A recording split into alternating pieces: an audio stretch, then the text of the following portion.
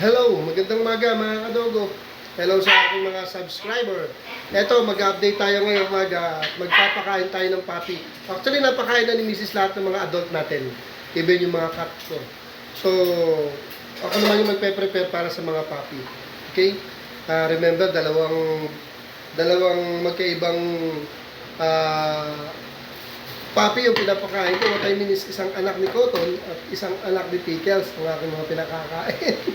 Lalakad na kumain eh. So ito, magpe-prepare muna ako mga kadago. Samahan niyo ako. Ayan, dog food. Magsasali na ako at paubos na yung dog food. Ito po, dito ko po pinapakuloan yung tubig. Pag tumulo na, ilalagay ko sa mga dog food para lumambot. Okay? Can you imagine? Sa aso, itong dog food nila, ito po yung amin. Amin tayo, dog food. Tapos may cozy milk pa yan. Oo nga pala, wait, lalagyan ko ng gatas. Ayan mga kadogo, medyo na-late ang pagka-video ko, ubos na. Saglit ko lang nilapag, dahil nilagyan ko ng basahan, ubos na. Kanina talagang mga salabusag kumain ko, nakakapatong pa lang. Nilalagyan ko basahan mga kadogo dahil nga magtatapon sila at kakalampaso lang dito sa amin. Floor na puro tiles. Okay? Siyempre, kailangan natin maging maayos din. Ngayon na.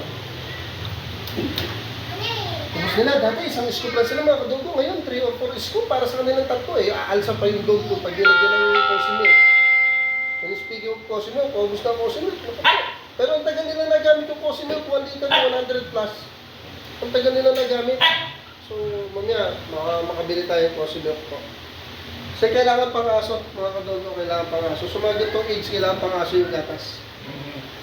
Okay. Tatakaw na anak ko.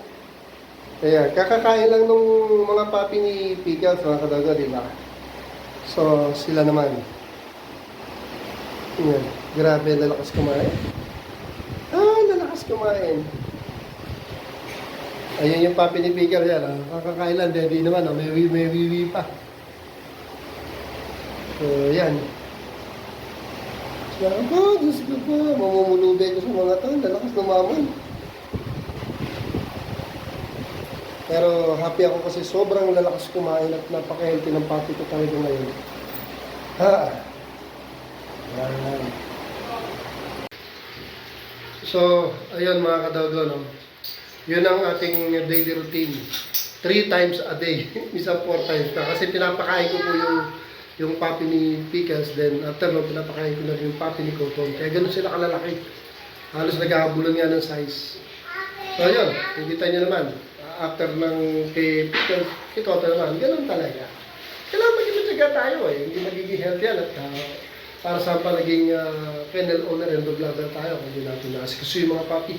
Siyempre, iniisip din natin kung paano sila maging healthy para mapunta sila sa future kung parents sila is mga healthy sila.